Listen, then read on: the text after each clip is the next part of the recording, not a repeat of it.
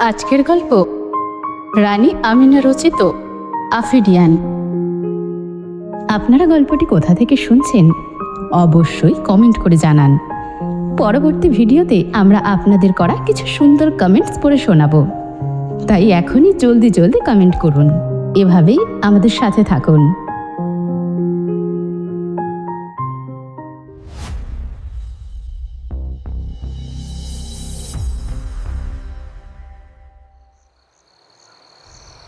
সন্ধ্যা নাগাদ বাড়ি ফিরে গাড়ি থেকে জিনিসপত্র নামিয়ে রুমাইশাকে নিয়ে ভেতরে চলে গেলেন আয়েশা আর শামসুল।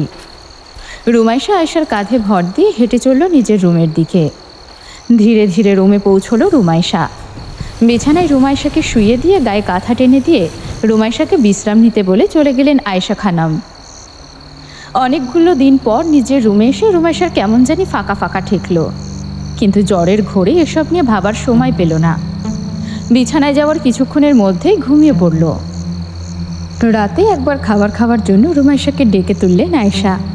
রুমাইশাকে মুখে তুলে খাবার খাইয়ে দিয়ে এক গ্লাস দুধ খাওয়ালেন, তারপর ঔষধ খাইয়ে দিলেন। খাওয়া দাওয়া শেষ করেই আবার শুয়ে পড়ল রুমাইশা। ক্লান্তি আর অবসান্নতায় জেগে থাকার ফুরসত পেল না। কিছুক্ষণের মধ্যেই আবার ঘুমিয়ে পড়ল। আয়েশা খানম আজ ঘুমালেন ওর সাথে। পাশে শুয়ে মেয়ের মাথায় কিছুক্ষণ হাত বুলালেন। খুব মেয়ের শখ ছিল ওনার, কিন্তু বিয়ের পর প্রথমেই হলো রাফসান। ছেলে হওয়াতে যে অখুশি হয়েছিলেন আয়েশা সেটাও নয়। আল্লাহ সুবহানাল্লাহ তাআলা যেটা ভালো মনে করেছেন সেটাই দিয়েছেন ভেবে নিজেকে আশ্বস্ত করেছিলেন আয়েশা। রাফসান হওয়ার 2 বছরের মাথায় আবার সন্তান সম্ভবা হলেন আয়েশা। আয়েশার শাশুড়ি ব্যাপারটা মোটেও ভালোভাবে নিলেন না, কারণ রাফসান এখনো ছোট। এই সময় আবার বাচ্চা নিয়ে ফেলল আয়েশা। এক রাফসানকে দেখে রাখতেই আয়েশার শাশুড়ির প্রাণ যায় যায় অবস্থা। আয়েশার মা ছিলেন না, তাই সব চাপ এসে পড়ত শাশুড়ির ওপর। তিনি বৃদ্ধ মানুষ, তিনি আর কতটুকুই বা করবেন। তিনি বলে দিলেন বাচ্চা হওয়ার পর তার উপর যেন কোনো চাপ না পড়ে। রাফসানকে দেখছেন সেটা ঠিক আছে, উনি দেখবেনও, কিন্তু এই অনাগত বাচ্চাটার কোনো কিছুই করতে পারবেন না তিনি। সব আয়েশাকেই করা লাগবে। মায়ের কথাই তখন কোনো প্রতিক্রিয়া জানায়নি শামসুল। ব্যাপারটাকে সম্পূর্ণ বউ শাশুড়ির ঝামেলা মনে করে এড়িয়ে গেছেন। প্রেগনেন্সির সময়টায় আয়েশাকে ভালোই যত্ন করেছিলেন তার শাশুড়ি। আয়েশার খাওয়া দাওয়া, ওষুধপত্র এইসব কিছুর খেয়াল বেশিরভাগই উনি রাখতেন। তারপর সময় মতো আয়েশার কোল আলো করে এলো রুমাইশা। আয়েশা শামসুল দুজনেই মেয়ে হয়েছে দেখে প্রচণ্ড খুশি হলেন, কিন্তু শামসুলের মা খুব একটা খুশি হলেন না। তাই যেটুকু না করলে নয় সেটুকুই করলেন তিনি। শামসুলের মা আয়েশাকে কোনো কিছু দিতে পারবেন না বলে আয়েশা আর রুমাইশাকে দেখাশোনার জন্য শামসুল একজন হেল্পিং হ্যান্ড রাখলেন, কিন্তু এতে বিপত্তি বাঁধল আরও বেশি। আয়েশার শাশুড়ি এসে শামসুলের সাথে ঝামেলা করলেন যে রাফসান হওয়ার সময় যদি একজন হেল্পিং হ্যান্ড রাখতো শামসুল, তাহলে তো তার উপর এত চাপ পড়তো না, এত সব কাজ তার একা একা করা লাগতো না। বুড়ো বয়সে এসে তাকে বাড়ির সমস্ত কাজ করতে হচ্ছে। শামসুল তখন তার মাকে কোনো রকমে বুঝিয়ে সুঝিয়ে শান্ত করেন। পরবর্তীতে তিনি আর ঝামেলা না করলেও রুমাইশাকে রাফসানের মতো করে দেখতেন না, যেটা ছোটবেলায় রুমাইশা না বুঝলেও পরবর্তীতে বয়স বাড়ার সাথে সাথে ধীরে ধীরে বুঝতে শুরু করে। কিন্তু দাদির ভালোবাসা সেভাবে না পেলেও মা বাবার ভালোবাসা পেয়েছে রুমাইশা অনেক অনেক বেশি। আয়েশা তো কখনো তার আদরের রুমাইশার গায়ে একটা ফুলের টোকাও দেননি, কখনো বকা দেওয়ার প্রয়োজনও পড়েনি রুমাইশাকে। রাফসান একটু দুষ্টু হলেও রুমাইশা অনেক শান্ত ছিল। কথা বলতো প্রচুর, কিন্তু দুষ্টুমি করতো না একটুও। আয়েশা যা বলতেন তাই শুনত। রুমাইশার এই ঠান্ডা স্বভাব আর আনুগত্যের জন্য সাফওয়ান প্রচুর ভালোবাসত রুমাইশাকে, কারণ সাফওয়ানের কথা একদম অক্ষরে অক্ষরে পালন করত রুমাইশা। রাফসানের থেকে সাফওয়ানের প্রতিই যেন বেশি টান ছিল রুমাইশার। আর এই তুলতুলে বাচ্চাটাকে সাফওয়ান পারলে তো জান দিয়ে দিত। যখনই কেউ কারো বাড়ি বেড়াতে যেত তখনই 3 জন মিলে একসাথেই ঘুরত। রুমাইশা হাঁটতে চাইতো না, তাই সাফওয়ানের বেশিরভাগ সময় কোলে নিতে হতো রুমাইশাকে। এতগুলো মানুষের ভালোবাসাতেই টইটুম্বর হয়ে থাকতো রুমাইশার মন। অন্য কারো অবহেলা ওর গায়েই লাগতো না। বিছানায় শুয়ে শুয়ে নিজের মেয়ের ছোটবেলার ঘটনাগুলো মনে করে দীর্ঘশ্বাস ছাড়লেন আয়েশা। তারপর রুমাইশার কপালে ছোট্ট করে একটা চুমু খেয়ে নিজেও ঘুমিয়ে গেলেন। পরদিন সকালে আয়েশা ফোন দিলেন রুনিয়ার কাছে। কাল অতগুলো কথা বলার কারণে ফেরার সময় সমস্ত রাস্তা অনুশোচনা হয়েছে আয়েশার। নিজের বোনের মতো ননদ আর সন্তানতুল্য সাফওয়ানকে এইভাবে অতগুলো কথা বলা ওনার মোটেও ঠিক হয়নি। ডাইনিং টেবিলের ওপর ফোন রেখে কিচেনে রান্না করছিলেন রুনিয়া। ফোনে রিং হতে গ্যাসের আঁচটা কমিয়ে দিয়ে বাইরে এসে ফোন তুললেন। আয়েশা ভাবি নামটা উঠে আছে ফোনের স্ক্রিনে। ফোনটা হাতে নিয়ে আবারও কিচেনে গেলেন। কিচেনে যেতে যেতে ফোন রিসিভ করে কানে ধরলেন। ওপাশ থেকে সাথে সাথেই আয়েশা সালাম দিয়ে রুনিয়াকে উত্তর করার সময় না দিয়েই অনুশোচনার সুরে বলে উঠলেন, আপা, আমাকে ক্ষমা করে দিবেন। কালকে ওইভাবে কথা বলা আমার একদম ঠিক হয়নি। আমি বলতে চাইনি, ওভাবে কষ্টে বলে ফেলেছি। আপনি কিছু মনে নিয়েন না আপা, আমার ভুল হয়ে গেছে। আপনি আমার নিজের বোনের মতো, আপন বোন ভেবে ক্ষমা করে দিবেন আপা আমাকে। রুনিয়া নিঃশব্দে হাসলেন, তারপর বললেন, কি যে বলো না তুমি আয়েশা, ওসব মনে রাখলে চলে বলো? তুমি কষ্ট পেয়েছো তাই ওরকম বলেছো। আমি তো জানি তুমি কেমন। আমি মোটেও কিছু মনে করিনি। তোমার জায়গায় আমি থাকলে আমিও এমনটাই করতাম। এইভাবে আমার কাছে ক্ষমা চেয়ে আমাকে লজ্জা দিও না। তুমি না বললে আমি তোমার নিজের বোনের মতো? নিজের বোনের কাছে কেউ ক্ষমা চায়? এইসব নিয়ে আর চিন্তা করো না। এখন বলো, আমার রুমি কেমন আছে? মনে মনে সাফওয়ানের ওপর ভীষণ খুশি হলেন রুনিয়া। কাল যদি সাফওয়ান তাকে না থামাতো তাহলে হয়তো উনিও রাগের মাথায় আরও কিছু কথা শুনিয়ে দিতেন আয়েশাকে। রুনিয়ার কথাতে আয়েশা খুশি হলেন অনেক। তার কণ্ঠস্বর শুনেই বোঝা গেল তার খুশির পরিমাণ। উচ্ছ্বাসিত হয়ে বললেন, এখন অনেকটাই ভালো আপা। রাতে জ্বর অনেকখানি ছেড়ে গিয়েছে, গায়ে এখনও তাপ আছে, তবে কমে যাবে আল্লাহর রহমতে। রুনিয়ার সাথে আরও কিছুক্ষণ কথা বলে ফোন রেখে দিলেন আয়েশা। রুমাইশা ঘুম থেকে উঠে অল্প কিছু খেয়ে পড়তে বসেছে। কালকে এক্সাম ওর। প্রিপারেশন মোটামুটি ভালোই নিয়েছিল, আর অল্প কিছু বাকি আছে, আজকের ভেতরেই হয়ে যাবে। গায়ে জ্বর আছে এখনও, মুখে রুচি নেই, সব কিছু কেমন যেন তিতা তিতা লাগছে। শরীর দুর্বল হয়ে গেছে অনেকখানি। আয়েশা খানম তো মিনিটে মিনিটে এটা সেটা এনে খাওয়াচ্ছেন রুমাইশাকে, কিন্তু রুমাইশা খেতে পারছে না। দুর্বলতা এখনও কাটাতে না পারলে এর রেশ থেকে যাবে অনেক দিন। কাল পরশু রাফসান আসবে বাসায় রাজশাহী থেকে। ভাইয়া আসবে শোনার পর থেকে খুব খুশি রুমাইশা। বাড়িতে একা একা ওর ভালো লাগে না। যে কয়টা দিন রুনিয়ার বাসায় ছিল সেই কয়টা দিন খুব ভালো কেটেছে ওর, যদিও শেষের দিনটা ছাড়া। সাফিন, ফুপ্পি, ফুপ্পা এদের সবার সাথে হেসে খেলে দিন চলে গেছে ওর। কিন্তু বাড়িতে কথা বলার জন্য কাউকেই পাওয়া যায় না। মায়ের সাথে আর কতক্ষণই বা গল্প করা যায়? আর শামসুল অধিকাংশ সময় বাইরেই কাটান, তাই তার কথা বাদ। সারাদিনে রুমাইশা পড়াশোনা আর বিশ্রামেই কাটিয়ে দিল। দুপুরে খেয়ে খানিকক্ষণ ঘুমিয়ে আবারও পড়তে বসল। সন্ধ্যার আগে বাকি পড়া শেষ করে ফেলল। পড়া শেষ করে কিছুক্ষণ বাইরে উঠোনে হেঁটে বেড়ালো। একতলা বাড়ির উঠোনের চারপাশ দিয়ে নারকেল আর সুপারি গাছ লাগানো। রুমাইশার দাদু এগুলো লাগিয়ে রেখে গিয়েছিলেন। সাথে কিছু আম গাছও আছে। গাছগুলোর গা ঘেঁষে ইটের উঁচু প্রাচীর দেওয়া। উঠোনের একপাশে সবজি বাগান করেছেন আয়েশা খানম। সেখানে বেগুন, শিম, লাউ সহ বিভিন্ন রকমের শাকসবজির গাছ লাগানো। সেখানে গিয়ে কিছুক্ষণ সবজিগুলো হাত দিয়ে ধরে ধরে দেখল রুমাইশা।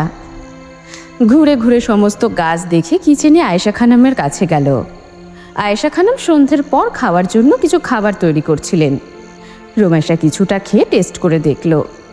তিতা তিতা ভাবটা অনেকখানি কমে গেছে এখন, আর খাবারটাও বেশ মজা লাগছে।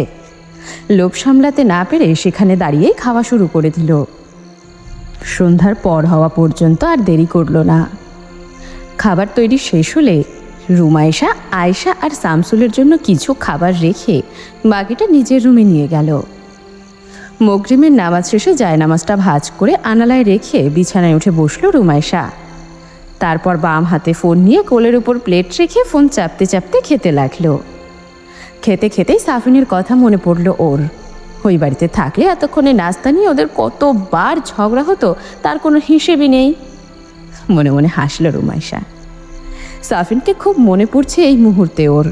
সাফিনের সাথে করা সমস্ত খুনসুটিগুলো চোখের সামনে ভেসে উঠছে। কিন্তু হুট করেই ওর মস্তিষ্ক সাফিনের দিক থেকে ঘুরে সাফওয়ানের দিকে চলে গেল। গত রাতের কথা তো ওর মনেই নেই। এত সব ঝামেলা আর অসুস্থতার কারণে গতকালের কথা তো ওর মাথা থেকে সম্পূর্ণ বের হয়ে গেছিল। গত রাতের সমস্ত কিছু এক নিমেষে মনে পড়ে গেল ওর। সাফওয়ান ওর গলা টিপে ধরেছিল, মনে পড়তেই নিজের গলাটা হাত দিয়ে স্পর্শ করলো। সাফিনকে কোনো কিছু বলতে একেবারে মানা করেছিল সাফওয়ান, কিন্তু তারপর এত টর্চার করার পর আবার সাফওয়ান কোলে নিয়েছিল ওকে, মেরে ধরে আবার ভালোবাসা দেখাতে এসেছিল। গরু মেরে জুতো দান। পরক্ষণেই ওর মনে পড়ল ও সাফওয়ানের কাঁধে মাথা রেখে জড়িয়ে ধরেছিল সাফওয়ানকে। জড়িয়ে ধরেছিল? ইস, কি লজ্জার ব্যাপার। আচ্ছা, সমস্যা না, ভাই হয়তো। তাহলে গাড়ির ভেতর যে ওরা কত কাছে এসেছিল, তারপর ওকে আবার নিজের কোলে বসিয়েছিল। মাস্ক খুলেছিল সাফওয়ান, কিন্তু ও তো দেখেনি, তাকায়নি মোটেও। কিন্তু তারপর যে ওকে চুমু খেতে বলেছিল। চুমু? Like seriously? জিহবা দিয়ে রুমাইশার চোয়াল চেটে দিয়েছিল সাফওয়ান। কে চাটে ভাই আমনে? গ্যাক! যে চোয়ালে সাফওয়ান জিহবা ঠেকিয়েছিল সেই চোয়ালটা নিজের অজান্তেই হাত দিয়ে ভালোভাবে খানিক ঘষল রুমাইশা। মাথাটা খারাপ হয়ে গেল রুমাইশার। সাফওয়ান ভাইয়া এরকম সত্যি সত্যিই করেছিল নাকি ও স্বপ্ন দেখেছিল? কিন্তু ওকে তো নিয়ে গেছিল কোথাও যেন, ওই খারাপ আবহাওয়ার ভেতরে কোথাকার কোন নদী খালবিলের কাছে নিয়ে গেছিল। এটা তো সত্যি। সাফওয়ান ওর চেহারা দেখার জন্য জোর করছিল ওকে, কিন্তু তারপর তার কিছুই মনে নেই। ওই সব কিছুই সত্যি ছিল। ওরে সর্বনাশ! সমস্ত ঘটনা মনে পড়তেই আবারও একবার অবাকতার চরম পর্যায়ে গিয়ে নিজের হা হওয়া মুখের উপর নিজের ডান হাতটা চাপা দিল রুমাইশা। আয়েশা রুমাইশা রুমের সামনে দিয়ে কিচেনে যাচ্ছিলেন। রুমাইশা রুমের ভেতর চোখ পড়ায় উনি দেখলেন রুমাইশা নাস্তার প্লেট নিজের কোলের ওপর রেখে মুখে হাত দিয়ে হাঁ হয়ে মেঝের দিকে তাকিয়ে আছে। ভ্রুকুটি করে রুমাইশার রুমে ঢুকলেন তিনি। দরজার কাছে দাঁড়ালেন। উনি দরজার কাছে এসেছেন, তবুও রুমাইশার কোনো ভাবান্তর হলো না দেখে দরজায় হাত দিয়ে নক করার মতো শব্দ করলেন। ভাবনার ভেতর আকস্মিক শব্দ হওয়ায় লাফিয়ে উঠল রুমাইশা। কোল থেকে নাস্তার প্লেটটা শব্দ করে পড়ে গেল নিচে। নাস্তার প্লেটের দিকে একবার তাকিয়ে আবার নিজের মায়ের দিকে ভ্রুকুচকে তাকিয়ে বলল, নক করে আসতে পারো না? আয়েশা বেকুব বনে গেলেন। নকই তো করলাম, তুই যে ভাবনা চিন্তা করতে করতে মহাকাশে চলে গেছিস তা কি আর আমি জানি? রুমাইশা কি বলবে ভেবে না পেয়ে তাড়াতাড়ি বিছানা থেকে নেমে খাবারগুলো প্লেটে তুলতে তুলতে রাগী গলায় বলল, তোমার জন্য আমার এত মজার নাস্তাগুলো পড়ে গেল। আয়েশা খানম মনে মনে খানিক হেসে বললেন, ঠিক আছে, পৃথিবীর মানুষ পৃথিবীতে থাকবি, মহাকাশে যাবি কেন? তারপর দরজাটা টেনে দিয়ে চলে গেলেন ওখান থেকে। রুমাইশা খাবার প্লেটে তুলে আবার বিছানায় বসল। সব হয়েছে ওই অজগরটার জ্বালায়, বাড়িতেও শান্তিতে নেই আমি। এখন আমার মাথার ভেতরে সব টর্চার করছে। বউ ভালো হবে না তোর, দেখিস খবিস বেটা। বউ হবেই বা কই থেকে? কে বিয়ে করবে তোরে? ওই রকম চেহারা আর খচ্চরের মতো আচরণ দেখলে কেউ বিয়ে করবে না। সারা জীবন সিঙ্গেল থাকতে হবে তোরে। মনে মনে সাফওয়ানকে খানিক বকাঝকা করে আবার খাওয়ায় মনোযোগ দিল ও। রাতের বেলা পড়া শেষ করে 11টার পর বিছানায় এলো রুমাইশা। আয়েশা আজও ওর কাছে ঘুমোতে চেয়েছিল, কিন্তু রুমাইশা মানা করে দিয়েছে। ও তো আর অত অসুস্থ নেই, রাত জেগে পড়লে আয়েশার ঘুমে ব্যাঘাত ঘটবে ভেবে আয়েশাকে আর মোটেই ঘুমোতে নিল না রুমাইশা। আয়েশাকে বলে দিল কোনো সমস্যা যদি হয় তাহলে আয়েশার ফোনে মিসড কল দিবে। আয়েশা তাই আর জোরাজুরি না করে ঘুমোতে চলে গিয়েছেন। এতক্ষণে ঘুমিয়েও পড়েছেন হয়তো। দরজা লক করল না রুমাইশা, দরজা ভেজিয়ে দিয়ে অল্প একটু খোলা রাখল। সুইচ টিপে আলো নিভিয়ে দিল, কিন্তু নীল রঙের ডিম লাইটটা জ্বালিয়ে রাখল। ঘর পুরোপুরি অন্ধকার হলে আবার ওর ভয় লাগে। আচ্ছা, আলো না থাকলে ঘুমোতে পারে না ও। সব কিছু ঠিকঠাক করে তারপর বিছানায় শুয়ে শুয়ে ফোন চাপতে থাকলো রুমাইশা। কিছুক্ষণ পর দরজার কাছে সামান্য শব্দ হলো। রুমাইশা ফোন চালানো রেখে একবার ভ্রুকুটি করে তাকালো দরজার দিকে। দরজার ওপাশে পুরোপুরি অন্ধকার। না, দরজা তো যেমন ছিল তেমনই আছে। মনের ভুল ভেবে আবারও ফোনের দিকে মনোযোগ দিল রুমাইশা।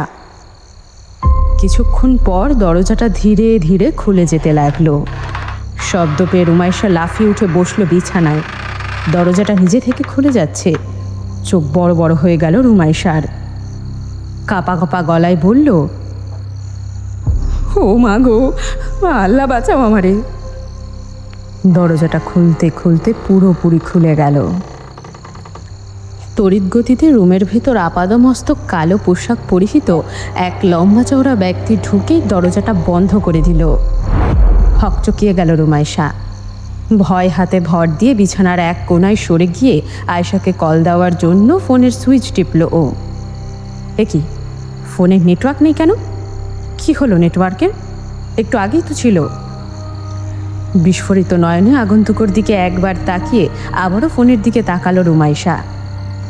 জোরে জোরে নিঃশ্বাস পড়তে লাগলো ওর।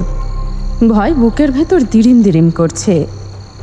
আগন্তুক ধীর পায়ে হেঁটে বিছানার নিকটবর্তী হলো। ফোনের আশা ছেড়ে দিয়ে চিল্লানি দেওয়ার জন্য প্রস্তুতি নিতেই আগন্তুক গম্ভীর গলায় বলে উঠল, চিল্লিয়ে কোনো লাভ হবে না, কারণ মামা মামি এখন খুব দারুণ ঘুম দিচ্ছেন, আর বাড়ির পুরো নেটওয়ার্ক সিস্টেম ডাউন। কণ্ঠটা কানে আসা মাত্রই চমকে তাকালো রুমাইশা। ওর সমস্ত ভয়, সমস্ত উৎকণ্ঠা নিমেষেই যেন উবে গেল।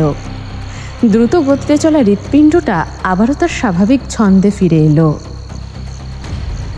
সাফওয়ান ভাইয়া, আপনি এত রাতে এখানে?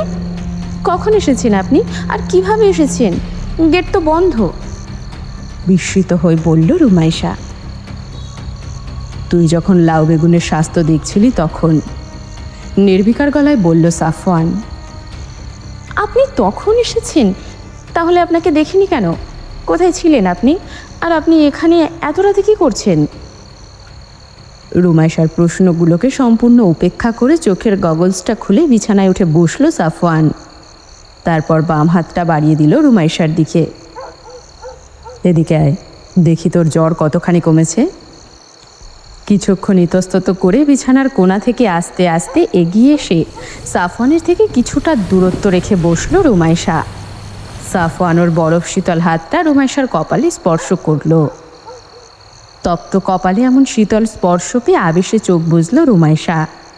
চোখে মুখে ওর তৃপ্তির হাসি ফুটে উঠল। রুমাইশার তৃপ্তিমাখা মুখের দিকে মুগ্ধ দৃষ্টিতে তাকিয়ে রইল সাফওয়ান। ঠোঁটের কোণে স্মিত হাসি ফুটে উঠল ওর। বললেন না তো আপনাকে দেখিনি কেন? চোখ দুটো বন্ধ রেখে জিজ্ঞেস করল Rumaisha. I can camouflage, that's why. সাথে সাথে চোখ মেলল রুমাইশা। কেমোফ্লোজ? অজগরটা কেমোফ্লোজও করতে পারে? অজগর থেকে এখন গিরগিটি নাম দিতে হবে নাকি? মনে মনে ভাবল রুমাইশা। ভাবনা চিন্তার পাট চুকিয়েই ঝাঝালো গলায় জিজ্ঞেস করল, আপনি কেন এসেছেন? কাল আমাকে ওভাবে টর্চার করে আপনার শান্তি হয়নি? আপনি আবার কেন এসেছেন? আর কি করেছেন আমার বাবা মার সাথে যে আমি চিল্লাইলে তারা শুনতে পারবে না? খাবারের পানির সাথে স্লিপিং পিল মিশিয়ে দিয়েছি। রুমাইশার কপাল থেকে হাত সরিয়ে নিতে নিতে নির্বিকার গলায় বলল সাফওয়ান। স্লিপিং পিল মানে কি? আপনি তাদেরকে স্লিপিং পিল কেন খাইয়েছেন? উচ্চ কণ্ঠে বলল রুমাইশা। চিল্লাবি না, তোর কিছু বিষয় ক্লিয়ার হওয়া দরকার আছে, আর এই কাজের মাঝখানে কোনো রকমের ডিস্টারবেন্ট আমি চাই না। সে কারণেই ওনারা ঘুমোচ্ছেন, গভীর ঘুম। শক্ত গলায় বলল সাফওয়ান। প্রচণ্ড রেগে গেল রুমাইশা। কেমন বিষয় ক্লিয়ার করবেন আপনি যে আমার মা বাবাকে আপনার স্লিপিং পিল দিতে হলো?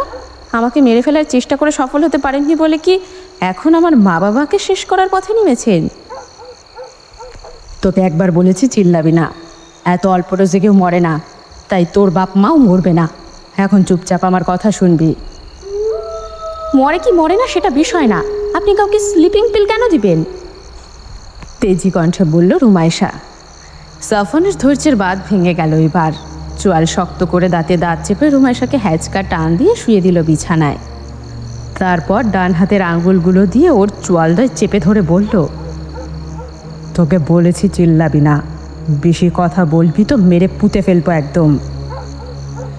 আমার কাছে আপনি কি ক্লিয়ার করবেন? কেন করবেন? আমি তো ক্লিয়ার হতে চাইছি না। আমি কি একবারও? বাক্যটা শেষ না হতেই সাফওয়ানের দিকে চোখ গেল ওর। অগ্নিদৃষ্টিতে তাকিয়ে আছে সাফওয়ান ওর দিকে। তাড়াতাড়ি চোখ সরিয়ে নিল রুমাইশা। বাক্যটা শেষ করলো না, চুপ হয়ে গেল। আমি এখন যা বলবো চুপচাপ শুনবি, কথার মাঝখানে কোনো প্রশ্ন করবি না। তোর সব প্রশ্নের উত্তর তুই আমার কথাতেই পেয়ে যাবি। এরপরও যদি তোর কোনো প্রশ্ন থেকে থাকে তাহলে তোকে প্রশ্ন করার সুযোগ দেওয়া হবে, যখন তখন করবি। একটু থেমে সাফওয়ান আবারও বলল, প্রথমত আমি চাই তুই আমাকে অন্য সব স্বাভাবিক মানুষের মতোই ট্রিট করবি। তৃতীয়ত, আমাকে কোনো ভয়ঙ্কর প্রাণী মনে করবি না। চতুর্থত, ছোটবেলার ওই দুর্ঘটনাটা কেন ঘটেছে, এর পেছনে কারণ কি, আর ওই ঘটনার পর আমার সাথে কি কি হয়েছে, কি কি ইম্প্যাক্ট পড়েছে, সেগুলো সম্পর্কে ধারণা রাখবি এবং আমাকে ভুল বুঝবি না। দ্বিতীয়ত, চোখ ছোট ছোট করে জিজ্ঞেস করলো রুমাইশা। সেটা কথা শেষ হলেই জানতে পারবি। আগে বললে কি হবে? সাফওয়ানের দিকে তাকিয়ে জিজ্ঞেস করলো রুমাইশা, কিন্তু পরক্ষণে সাফওয়ানের কটমট চাহনি দেখে রিনরিনিয়ে বলল, ঠিক আছে ঠিক আছে, আমি কিছু বলছি না, আর হাইপার হওয়ার কোনো দরকার নেই। আপনি বলুন কি বলতে চান। রুমাইশাকে জানানোর জন্য সাফওয়ান আজ আবার তার অতীত স্মৃতিচারণে ফিরে গেল। রুনিয়া আর ইস্তিয়াকের বিয়ের 3 বছরে যখন সন্তান হচ্ছিল না, তখন রুনিয়ার শাশুড়ি সহ অন্যান্য আত্মীয় স্বজন আর পাড়া প্রতিবেশীরাও রুনিয়াকে কটু কথা বলতে শুরু করে। এমনকি কেউ একজন একদিন বলেই ফেলে, বাজা মেয়ে। একটা সন্তানের জন্য সমস্ত ডাক্তার কবিরাজ এক করে ফেলা রুনিয়া এই মানুষগুলোর আচরণে প্রচণ্ড কষ্ট পায়।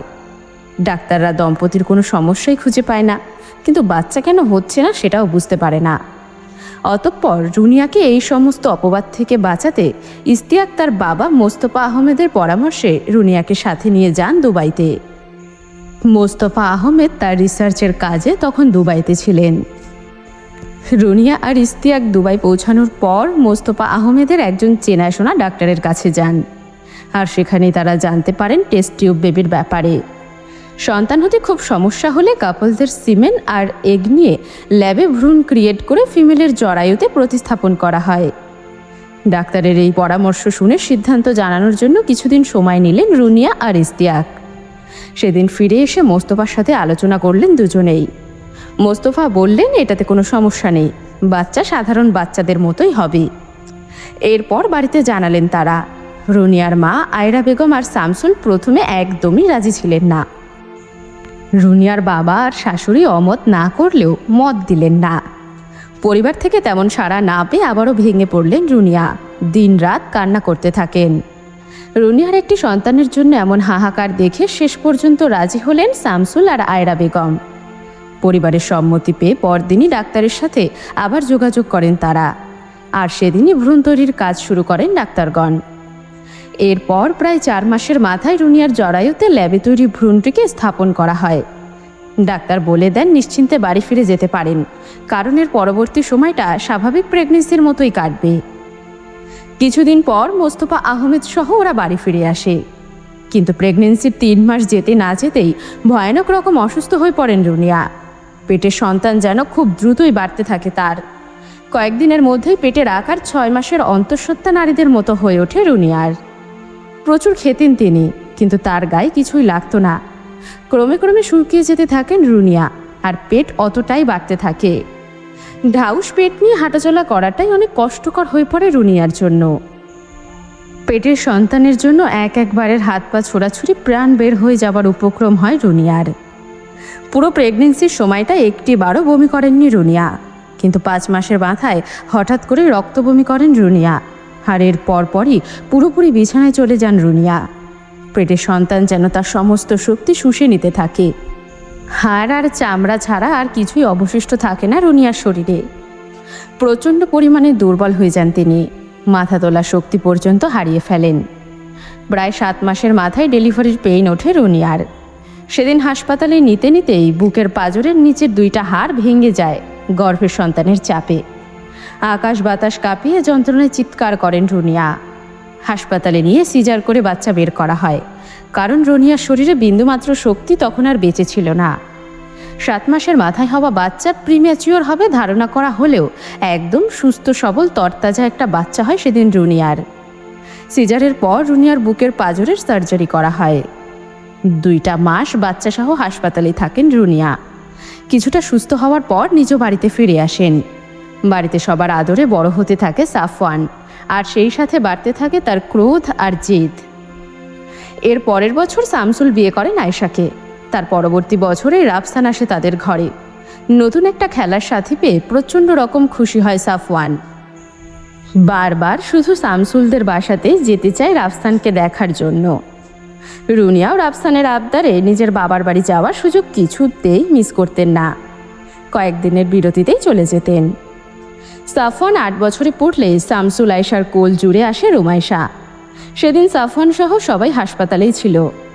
একটা বোন হয়েছে শুনে আনন্দ আর ধরে না সাফওয়ানের। সবাইকে বলে রাখে বাবুকে আগে সে কোলে নিবে, নইলে কাউকে কোলে নিতে দেবে না।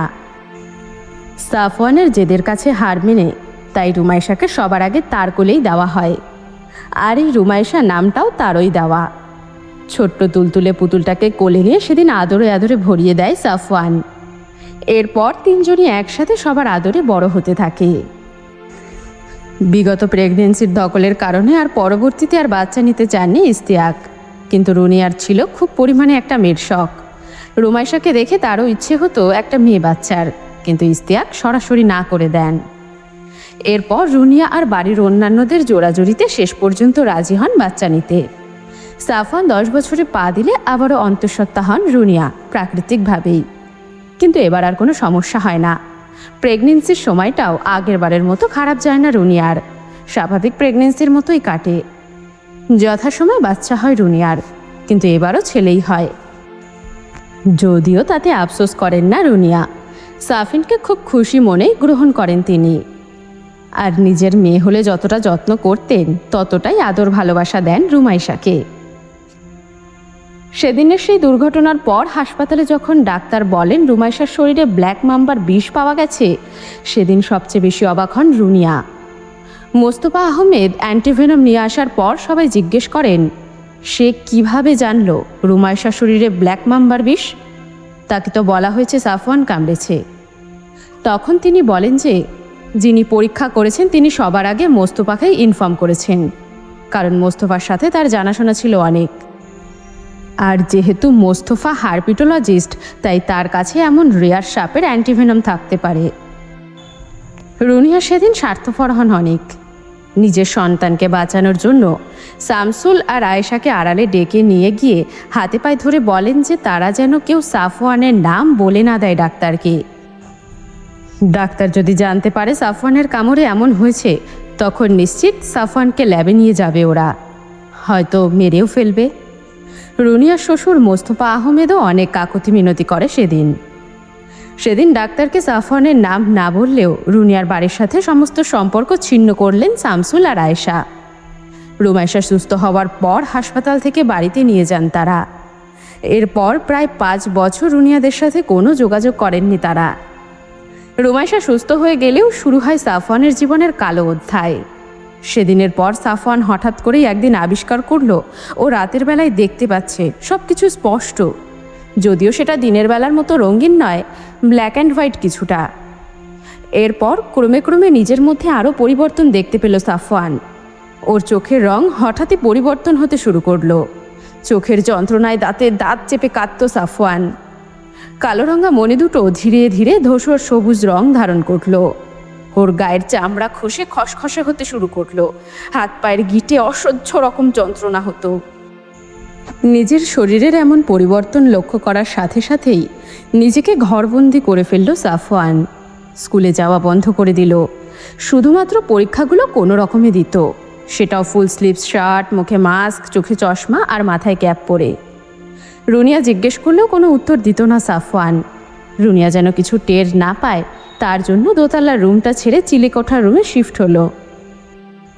একদিকে রুমাইশাকে আঘাত আর তার সাথে বিচ্ছেদের যন্ত্রণা, অন্যদিকে নিজের শরীরের এমন পরিবর্তন, দুই মিলিয়ে মানসিক চাপ যেন পিষে ফেলল সাফওয়ানকে।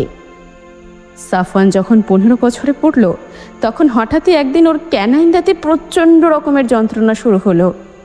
যন্ত্রণায় চোখ মুখ ফুলে গেল ওর। বিছানার চাদর মুঠি করে ধরে রাখত, তবুও শব্দ করতো না। মা জানলে তো সহ্য করতে পারবে না। ওর ক্যানাইন দাঁতের অগ্রভাগ তীক্ষ্ণ হতে হতে ক্রমে ধারালো হয়ে উঠল। নিজের দাঁতে নিজেই ক্ষতবিক্ষত হলো। কিন্তু কাউকে এসব না বললেও মোস্তফা আহমেদকে বলল সাফওয়ান, কারণ দাদু ছিল তার দাদু কম, বন্ধু বেশি। মোস্তফা আহমেদ খুঁটিয়ে খুঁটিয়ে দেখলেন সাফওয়ানের সমস্যাগুলো, আর সেগুলো নোট করে রাখলেন। সাফওয়ানের এ পরিবর্তনগুলো জানার পর কেমন যেন নিস্তব্ধ হয়ে গেলেন মোস্তফা আহমেদ। সবার সাথে কথা বলা কমিয়ে দিলেন তিনি। ছেলের সাথে সাথে বাবারও এমন পরিবর্তন দেখে কি করবেন ভেবে পেলেন না ইস্তিয়াক আর রুনিয়া। তার কিছুদিন পর মোস্তফা আহমেদ নিজের রুমে ডাকলেন রুনিয়া আর ইস্তিয়াককে। সাফওয়ানকে দেশের বাইরে পাঠিয়ে দেওয়ার প্রস্তাব দেন তিনি। এমন প্রস্তাবে খুব অবাক হন রুনিয়া আর ইস্তিয়াক। কারণ জিজ্ঞেস করলে সাফওয়ানকে ডেকে পাঠান মোস্তফা। সাফওয়ান এলে ওর শরীরের অবস্থাগুলো দেখান তাদেরকে। নিজের প্রথম সন্তান, এত সাধনার সন্তানের এই অবস্থা দেখে হাউমাউ করে কাঁদলেন রুনিয়া। ইস্তিয়াক বাক হারা হয়ে গেলেন। মোস্তফা বললেন, এইখানে থাকলে লোকে সন্দেহ করবে, আর যদি জানতে পারে ওর ভেতর ভেনাম ক্রিয়েট হয়, তাহলে ওকে মেরে ফেলতেও কেউ দুবার ভাববে না। তারপর সমস্ত সিদ্ধান্ত হুট করেই নেওয়া হলো। ইস্তিয়াক সাফওয়ানকে বাইরে পাঠানোর তোড়জোড় শুরু করলেন। সিঙ্গাপুরে পাঠানোর সিদ্ধান্ত নিলেন সাফওয়ানকে। সিঙ্গাপুর ইস্তিয়াকেরই এক বন্ধু ফ্যামিলি সহ থাকেন। সেখানেই একটা স্কুলে অ্যাডমিট করার ব্যবস্থা করে দিতে বললেন বন্ধুকে, আর আলাদা একটা অ্যাপার্টমেন্টও বুক করলেন। ইস্তিয়াকের বন্ধু সাফওয়ানকে নিজেদের সাথে রাখার প্রস্তাব দিলেও তা গ্রহণ করলেন না ইস্তিয়াক, কারণ এতে করে বিপদ বাড়বে বই কমবে না। কয়েক মাসের ভেতর পাসপোর্ট ভিসা সব রেডি করে ফেললেন ইস্তিয়াক। নিজের পরিজনদেরকে ছেড়ে যাওয়ার কথা চিন্তা করতেই বুকটা ফেটে যেতে লাগলো সাফওয়ানের। রুমাইশাকে একবার দেখার তৃষ্ণায় কাতর হয়ে রইল, কিন্তু দেখা হলো না ওর সাথে। শামসুলের বাড়ির কেউ ফোনই তুলল না। সাফওয়ানের ফ্লাইটের কিছুদিন আগে মোস্তফা ডাকলেন সাফওয়ানকে।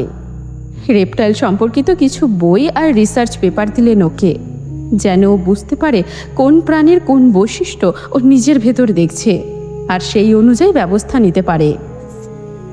সাফওয়ানের ফ্লাইটের আগের দিন সকালে মোস্তফা আহমেদের লাশ পাওয়া গেল তার রুমে, বিছানায় শোয়া অবস্থায়, আর তার পাশেই পাওয়া গেল কয়েকটি সিরিঞ্জ আর চিঠি। আত্মহত্যা করেছেন মোস্তফা আহমেদ। পুলিশ আসার আগেই চিঠিটা নিয়ে পড়ে ফেললেন রুনিয়া আর ইস্তিয়াক। আর জীবনের সবচেয়ে বড় আঘাতটা বোধহয় সেদিনই পেলেন তারা। চিঠিতে লেখা ছিল, আমি জানি না কিভাবে বলবো, হয়তো বলার ক্ষমতা নেই বলেই লিখেছি। এই চিঠি যখন তোমরা পাবে তখন হয়তো আমি আর জীবিত থাকবো না, পরপারে পাড়ি জমাবো। আমাকে ক্ষমা করে দিও তোমরা, আমি ভুল করেছি, অনেক বড় ভুল। আমার আদরের নাতি আমার সাফওয়ানের এই অবস্থার পেছনে একমাত্র আমিই দায়ী। ওর এই অবস্থা আমার কারণেই হয়েছে। আজ আমার নাতি আমার কারণে নিজের পরিবার, নিজের দেশ ছেড়ে অন্য দেশে পাড়ি জমাচ্ছে। ওর এই দেশ ছাড়ার দৃশ্য দেখার ক্ষমতা আমার নেই। আমি রেপটাইল নিয়ে গবেষণা করি, জানোই তোমরা। বিগত 10 বছর যাবৎ আমি নিজে হাইব্রিড ক্রিয়েচারের ওপর রিসার্চ করেছি। অনেক অনেক প্রাণীর ওপর আমি রিসার্চ করেছি, সফলও হয়েছি। কিন্তু বন্য প্রাণীর ওপর গবেষণা করতে করতে আমার মানব সন্তানের হাইব্রিডাইজেশনের কথা মাথায় আসে, কিন্তু সেটা বাস্তব করার জন্য কোনো হিউম্যান ভিকটিমকে আমি পাচ্ছিলাম না। আর তখনই আমার ছেলে ইস্তিয়াক বিয়ে করে। নিজের উচ্চাকাঙ্ক্ষার কাছে হেরে গিয়ে আমি নোংরা এক পরিকল্পনা করি। রুনিয়ার খাবারে প্রেগনেন্সি রেসিস্ট্যান্স পিল মেশাতে থাকি যেন ওর সন্তান না হয়। রুনিয়া প্রতিবার ডাক্তার দেখিয়ে আসার পর ওর সব মেডিসিন আমি বদলে দেই, যেন কোনোভাবেই রুনিয়া অন্তঃসত্ত্বা না হয়। আমার ওয়াইফকে আমি রুনিয়ার বিরুদ্ধে উস্কে দিতে থাকি, যেন রুনিয়া একটা বাচ্চার জন্য মরিয়া হয়ে ওঠে। আর আমি যেভাবে পরিকল্পনা করি ঠিক সেভাবেই হয়। এরপর ইস্তিয়াককে বলি রুনিয়াকে নিয়ে দুবাই আসতে। ওইখানেই ওরা যে ডাক্তার দেখিয়েছে সে আমারই বন্ধু। তাকে আমি বলেছিলাম টেস্ট টিউব বেবির প্রতি রুনিয়াকে আকৃষ্ট করতে। আরও সেটাই করে। যেদিন রুনিয়া আর ইস্তিয়াকের থেকে এগ আর সিমেন্ট নেওয়া হলো, সেদিনই আমি সেগুলো নিয়ে যাই আমার দুবাইয়ের ল্যাবে। সেখানে আমি সহ আমার আরও কিছু সঙ্গী সাথীদের নিয়ে আমি ব্ল্যাক মাম্বা, কিং কোবরা আর গাবন ভাইপারের জিন কাটিং করে সদ্যজাত ভ্রূণের কোষে প্রতিস্থাপন করি। আর তারপর সেটা রুনিয়ার জরায়ুতে প্রতিস্থাপন করা হয়। কিন্তু তার কিছুদিন পর থেকেই আমার প্রবল অনুশোচনা হতে থাকে। নিজের ছেলে বৌমার সাথে এমন বিশ্বাসঘাতকতা করার পর থেকে আমি অনুতপ্ত হতে শুরু করি। কিন্তু ততদিনে অনেক দেরি হয়ে যায়। সাফওয়ান চলে আসে পৃথিবীতে। কিন্তু সাফওয়ান একদম সুস্থ সবল হয়েই জন্মালো। আমি বুঝলাম আমার রিসার্চ সফল হয়নি। সেদিন সুস্থ সবল সাফওয়ানকে দেখে আমার থেকে খুশি আর কেউ হয়নি।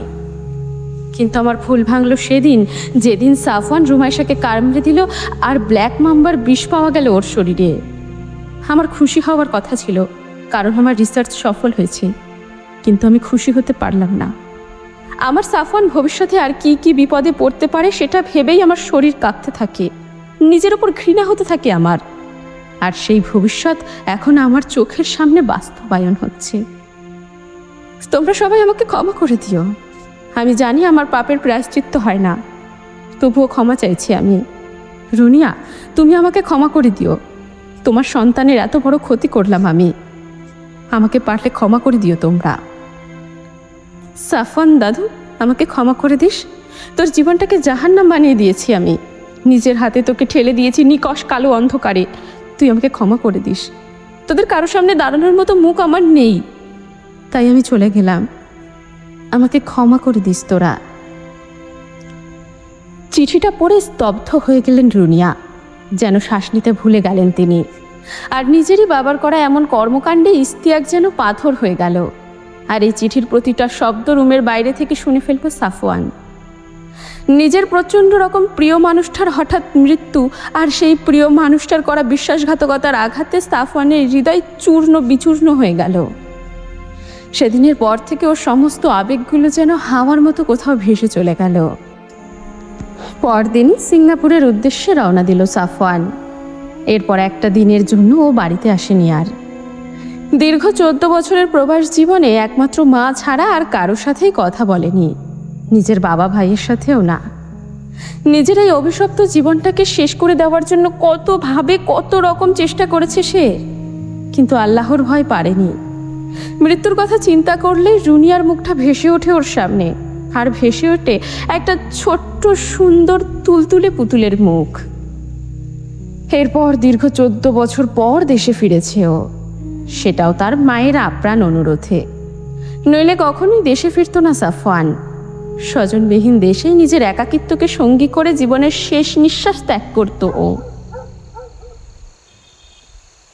বিছানায় পাশাপাশি শুয়ে একে অপরের দিকে তাকিয়ে আছে সাফওয়ান আর রুমাইশা। গল্প করতে করতে কখন যে নিজেও বিছানায় মাথা ঠেকিয়েছে সেটা জানে না সাফওয়ান। রুমাইশার চোখের কোণটা চিকচিক করছে। এই মানুষটা এত কষ্ট নিয়ে কিভাবে এত স্বাভাবিক থাকে? নিজের আপন মানুষের এমন বিশ্বাসঘাতকতার পরও কিভাবে নিজেকে ঠিক রাখে? এই কারণেই কি এত শক্ত হয়ে গেছে সাফওয়ান?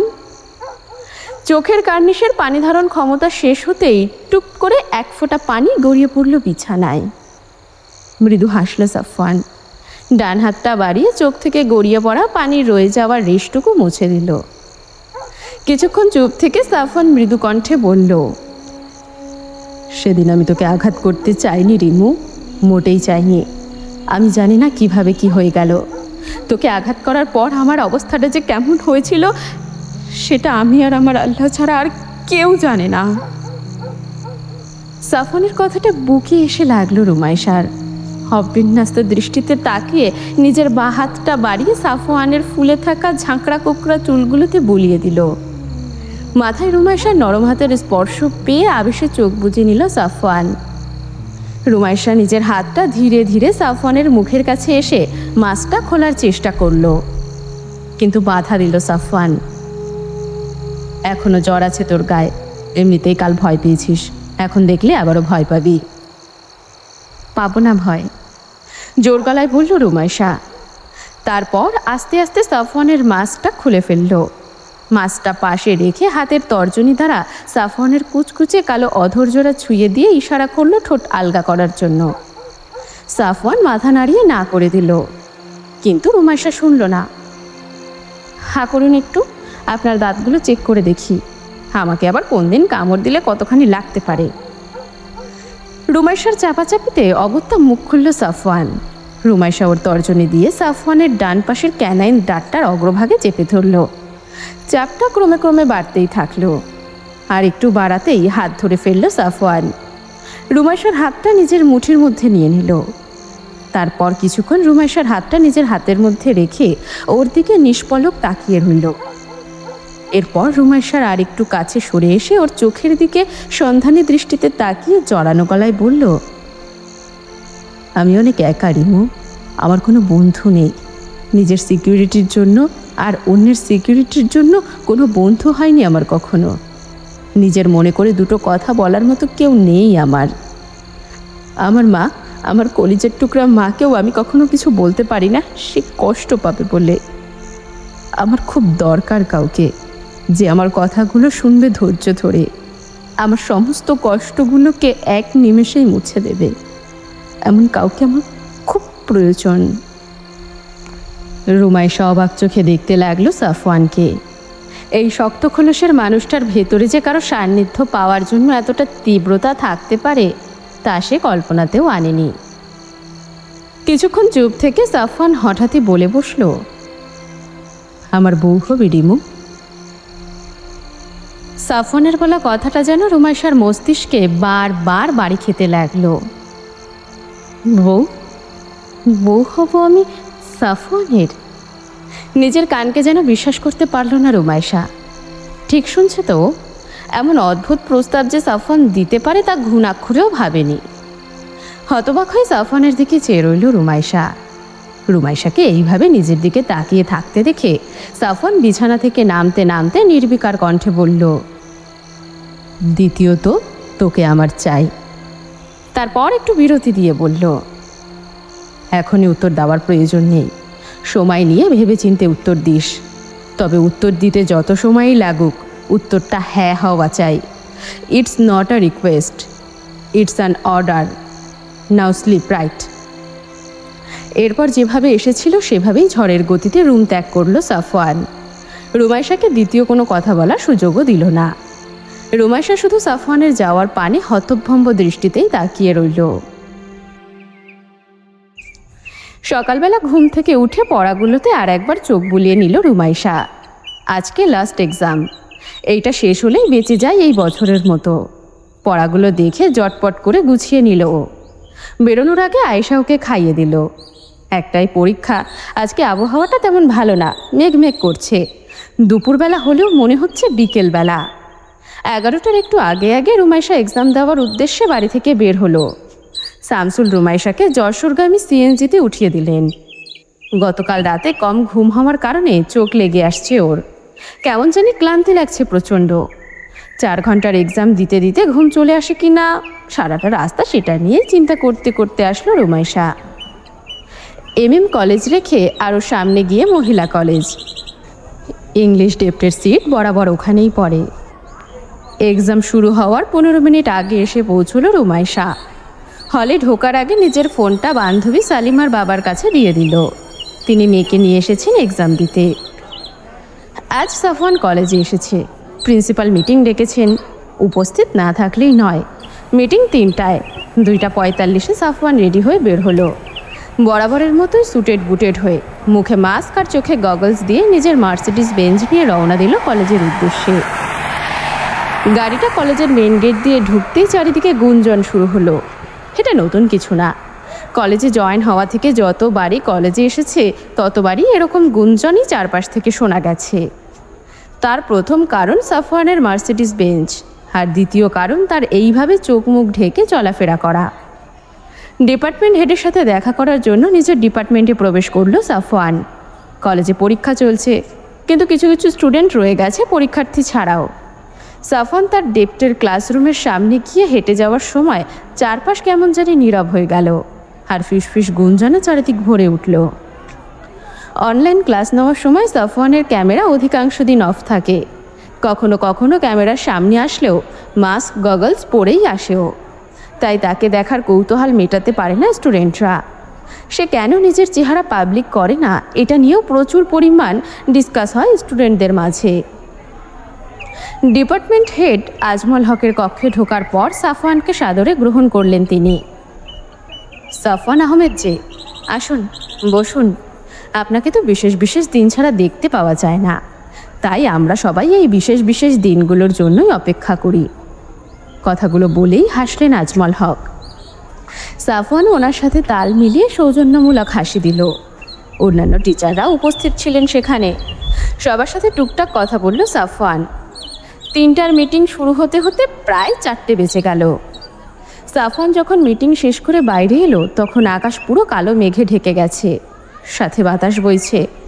মেঘগুলো উড়ে উড়ে একদিকে গিয়ে জমা হচ্ছে। আকাশের অবস্থা দেখে সাফওয়ান ফোন দিল রুনিয়াকে। রুনিয়া কল রিসিভ করতেই সাফওয়ান উদ্বিগ্ন কণ্ঠে বলল, মা, রিমোর তো এক্সাম চলছে, শেষ হতে 5টা বাজবে। আকাশের অবস্থা তো খুব খারাপ, যে কোনো সময় বৃষ্টি আসতে পারে, আর চারিদিক অন্ধকার হয়ে আসছে। তুমি মামিকে ফোন দিয়ে বলে দেখো আজকের রাতটা রিমুকে আমাদের বাড়িতে রাখা যায় কি না। এই আবহাওয়াতে ও বাড়ি যেতে পারবে না একা একা। রুনিয়া আচ্ছা বলে ফোন কেটে দিয়ে আয়েশাকে ফোন দিলেন। সাফওয়ানের বলা কথাগুলো আয়েশাকে বলতেই তিনি বললেন, প্রয়োজন নেই আপা, এই মেঘে বৃষ্টি হবে না, মেঘ সব উড়ে যাচ্ছে, ও বাড়িতেই আসুক। আর একা একা আসা যাওয়াতে সমস্যা কি? এতকাল তো একা একাই আসা যাওয়া করেছে, কখনো তো কোনো সমস্যা হয়নি। আপনি চিন্তা করবেন না, ও ঠিকভাবেই বাসায় পৌঁছবে। রুনিয়া আরও কয়েকবার অনুরোধ করলেন আয়েশাকে, কিন্তু আয়েশা তা শুনলেন না। অগত্যা কল কেটে দিয়ে আবার সাফওয়ানকে ফোন দিলেন রুনিয়া। সব কিছু শুনতেই মেজাজটা গরম হয়ে গেল সাফওয়ানের। আয়েশাকে মাথামোটা মহিলা বলে গালি দিল। তারপর আয়েশার মতামতকে তোয়াক্কা না করেই নিজের মার্সিডিজ হাতিয়ে মহিলা কলেজের দিকে এগোলো। সাফওয়ান যখন সেখানে পৌঁছলো তখন এক্সাম শেষের ঘন্টা পড়েছে। রুমাইশাকে গাড়িতে তোলার জন্য অপেক্ষা করতে থাকলো ও। মিনিট 10 পার হওয়ার পরও যখন রুমাইশাকে দেখলো না তখন রুমাইশার ফোনে কল করতে লাগলো। এদিকে রুমাইশা হল থেকে পরীক্ষা শেষ হওয়ার 10 মিনিট আগেই বেরিয়ে গেছে। রিক্সা করে চাচরা গিয়ে আপাদমস্তক বোরখা আবৃত রুমাইশা রাস্তার এক পাশে দাঁড়িয়ে আছে সিএনজির অপেক্ষায়। সাইলেন্ট করা ফোনটা ব্যাগের ভেতরে বেজেই চলেছে। কয়েকবার কল দেওয়ার পরও যখন রুমাইশা কল ধরল না তখন সাফওয়ান বুঝলো রুমাইশা আগেই বেরিয়ে গেছে। তখনই গাড়ি ঘুরিয়ে চাচরার দিকে গেল সাফওয়ান। যেতে যেতে আরও কয়েকবার ফোন দিল, কিন্তু তুলল না রুমাইশা। নিজের মনে মনে নিজেই জপতে লাগলো সাফওয়ান, ফোনটা তোল রিমু প্লিজ। বাইরে এখন ঝোড়ো হাওয়া বইছে, আকাশের মেঘগুলো আর উঠছে না। জমতে জমতে কালো মেঘগুলো কাজল কালো হয়ে উঠল। সাফওয়ান চাচরা রোডে উঠতেই দূর থেকে দেখলো সিএনজি ছেড়ে দিচ্ছে। বৃষ্টি যে কোনো সময় আসতে পেরে ভেবে সিএনজি চালক বেশ জোরেই এগোচ্ছেন। সাফওয়ানও নিজের গাড়িতে সিএনজির পেছন পেছন আসতে থাকলো। কিছু দূর আসতেই হঠাৎ করেই সাফওয়ানের গাড়ির ইঞ্জিন বন্ধ হয়ে গেল। সেই সুযোগে সিএনজি অনেকখানি এগিয়ে সাফওয়ানের দৃষ্টির আড়াল হয়ে গেল। এরপর আর কিছুক্ষণের মধ্যেই মেঘ ফেটে ঝমঝম করে বৃষ্টি নামলো। সিএনজির পেছনের সিটে এক কোণায় গুটিসুটি মেরে বসে আছে রুমাইশা। তার পাশে দুজন মহিলা বসেছে, আর বিপরীত পাশে বসেছে দুজন পুরুষ। বাইরে বৃষ্টির বেগ বেড়েই চলেছে। কিছু দূর আসার পর মহিলা দুজন নেমে গেল। এরপর আরও কিছু দূর যাবার পর সামনের সিটে বসা লোকগুলোও নেমে গেল। গাড়িতে শুধু ওরা 3 জন আর ড্রাইভার ছাড়া কেউ নেই। ড্রাইভার যত দ্রুত সম্ভব গাড়ি চালিয়ে যাচ্ছেন, কারণ বৃষ্টির অবস্থা ভালো না, মেঘ কমছে না কোনোভাবেই। গাড়ি সারাফুলের মাঠের ভেতরে রাস্তায় এসে দাঁড়িয়ে গেল। গাড়ি দাঁড়ানোতে ভরকে গেল রুমাইশা। ড্রাইভারকে জিজ্ঞেস করতেই ড্রাইভার বলল, বৃষ্টির কারণে সামনে কিছু দেখা যাচ্ছে না আপা। মাঠের ভেতরে এসেছি বলে বৃষ্টির বেগ আরও বেশি মনে হচ্ছে। এই অবস্থায় গাড়ি চালালে দুর্ঘটনা ঘটে যাবে। বৃষ্টির বেগ একটু কমলে গাড়ি ছেড়ে দেব। চারিদিক অন্ধকার হয়ে এসেছে। মাগরিবের আজান দিয়ে দেবে আর আধা ঘন্টার মধ্যেই। রুমাইশার ভয় করতে লাগলো ভীষণ। বিপরীত পাশে বসা লোক দুটো কেমন করে যেন তাকাচ্ছে। নিজের সিটে আরও একটু জড়সড় হয়ে বসলো রুমাইশা। নিজের ভেতরের ভয়টা ওদেরকে বুঝতে দিল না। কিছুক্ষণ পর সামনের দুই ব্যক্তির একজন এসে বসে পড়ল রুমাইশার পাশে। চমকে তাকালো রুমাইশা। মতলব কি এর? আমার পাশে এসে বসেছে কেন? মনে মনে ভাবল রুমাইশা। প্রথমে একটু দূরত্ব নিয়ে বসলেও আস্তে আস্তে রুমাইশার কাছে সরে আসতে লাগলো লোকটা। রুমাইশার গলা শুকিয়ে আসলো। একবার ভাবলো সামনের সিটে গিয়ে বসবে। দোনামোনা করতে করতে পাশের লোকটা আরও একটু সরে এসে রুমাইশার গা ঘেঁষে বসলো। এবার আর রুমাইশা দেরি করলো না, নিজের সিট থেকে উঠে দাঁড়ালো সামনের সিটে গিয়ে বসার জন্য। কিন্তু গাড়ি থেকে নামতে যাওয়ার সময় রুমাইশার হাত ধরে ফেলল লোকটি। এ কি, আপনি আমার হাত ধরেছেন কেন? ছাড়ুন বলছি, এক্ষুনি ছাড়ুন, উঁচু গলায় বলল রুমাইশা। কিন্তু লোকটা হাত ছাড়ল না। বিশ্রী রকমের একটা হাসি দিয়ে বলল, এত বৃষ্টির মাঝে গাড়ির বাইরে গেলে তো ভিজে যাবা জান, আর ঠান্ডা লেগে যাবে তোমার। এখানেই বসো, তোমাকে গরম করে দিব। লোকটির কথা শুনে গা গিনগিন করে উঠল রুমাইশার। এক ঝটকায় হাতটা ছাড়িয়ে নিল ও, কিন্তু তাতে পার পেল না। হঠাৎ করে রুমাইশাকে জাপটে ধরল লোকটা, আর তার সাথে দ্বিতীয় লোকটাও যোগ দিল। ঘটনার আকস্মিকতায় প্রচণ্ড পরিমাণে ভয় পেল রুমাইশা। শরীরের সমস্ত শক্তি দিয়ে চিৎকার দিল। লোক দুটোর নোংরা হাত থেকে নিজেকে বাঁচানোর জন্য যেভাবে পারল হাত পা চালাতে থাকলো, কিন্তু তাদের সাথে পেরে উঠল না। ড্রাইভার নেমে এলো পেছনে কি হচ্ছে দেখার জন্য। এমন অবস্থা দেখে ড্রাইভার বাধা দিতে গেলেই দ্বিতীয় লোকটা এসে ড্রাইভারের নাক বরাবর একটা ঘুষি মেরে দিল। ঘুষির তোড়ে হ্যাংলা পাতলা ড্রাইভারটি পড়ে গেল মাটিতে। তারপর রুমাইশার চিন্তা না করেই নিজের প্রাণ বাঁচানোর দ্বারে ছুটে পালালো। সমানে চিৎকার করে কান্না করে যাচ্ছে রুমাইশা, আর নিজের সম্ভ্রম বাঁচানোর জন্য আপ্রাণ চেষ্টা করে যাচ্ছে। কিন্তু ফাঁকা মাঠের ভেতরে এই ঝুম বৃষ্টির মাঝে অসহায় রুমাইশার সেই চিৎকার কারো কানে গেল না। প্রথম লোকটা ইতিমধ্যে রুমাইশার হিজাব খুলে ফেলেছে। বোরখার ভেতর দিয়ে কোমরের কাছে সালোয়ারের মুখে হাত বাড়াতে যাবে, ঠিক সেই মুহূর্তেই বুলেটের গতিতে একটা মার্সিডিজ বেঞ্চ এসে প্রচণ্ড বেগে ধাক্কা দিল সিএনজির পেছনে। সিএনজির ভেতরে সুদৃশ্যের সামনে পড়ল প্রথম লোকটা।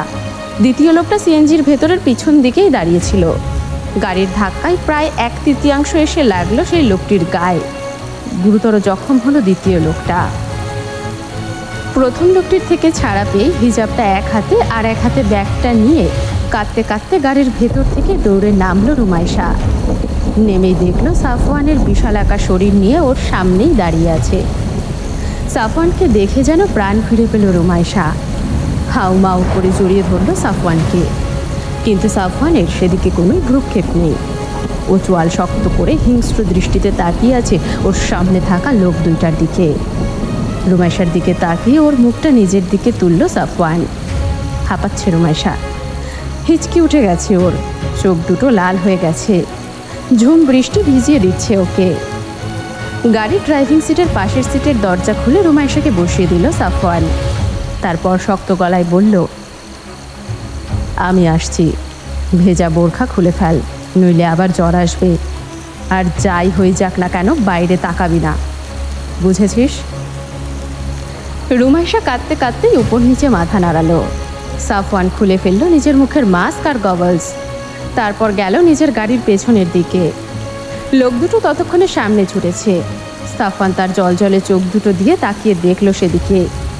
এই মুহূর্তে ওর মুখে একদম অন্যরকম হাসি ফুটে উঠল, যে হাসি আগে কখনোই কেউ দেখেনি। 15 মিনিট পর ফিরে আসলো সাফওয়ান। পুরোপুরি ভিজে গেছে ও, চুল থেকে টুপটুপ করে পানি পড়ছে। মাগরিবের আজান দিল এমন সময়। সাফওয়ান এসে বসলো ড্রাইভিং সিটে। রুমাইশা কাঁদছে এখনো। শামসুল ফোন দিলেন এমন সময়। জিজ্ঞেস করলেন রুমাইশা কোথায় আছে এখন।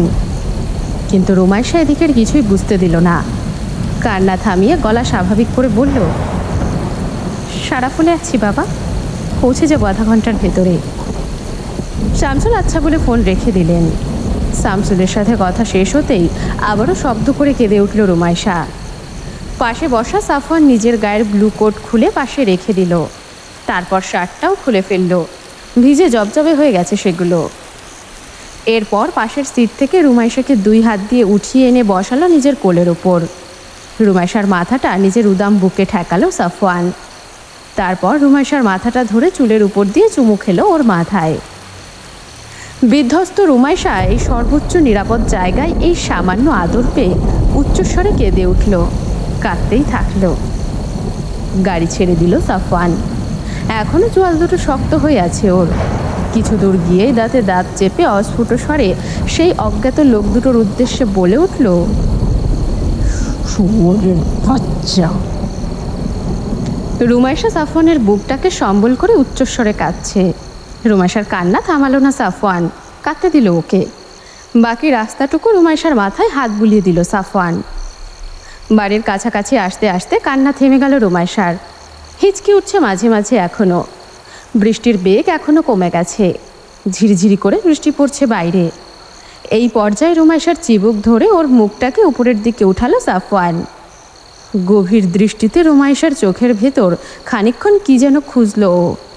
তারপর মৃদু গলায় বলল, আমি সব কিছুতে ছাড় দিতে পারবো, কিন্তু তোর ব্যাপারে কোনো ছাড় দিব না কাউকে, কখনোই না। এরপর রুমাইশার কপালে আলতো করে ঠোঁট ছুঁয়ে দিল। রুমাইশা কোনো প্রতিক্রিয়া জানালো না। কিছুক্ষণ আগে হওয়া ঘটনাটাই যেন পাথরের মতো হয়ে গেছে। কিছু সময়ের ভেতরেই রুমাইশাদের বাড়ির মোড়ে এলো সাফওয়ান। শামসুল দাঁড়িয়ে আছেন রুমাইশাকে বাড়িতে নিয়ে যাওয়ার জন্য, কিন্তু রুমাইশা যে সাফওয়ানের সাথে আসবে সেটা সে কল্পনাতেও আনেনি। গাড়ির দরজা খুলে বেরিয়ে গেল রুমাইশা। সাফওয়ান রুমাইশাকে গাড়ি থেকে নামিয়ে দিয়েই গাড়ি ঘুরিয়ে আবারও উল্টো দিকে গেল। শামসুলের সাথে কোনো রকমের কথা বলল না। শামসুল রুমাইশাকে নিয়ে বাড়ির দিকে এগোলো। সাফওয়ানের সাথে আসার বিষয়ে রুমাইশাকে কোনো প্রশ্নও করল না।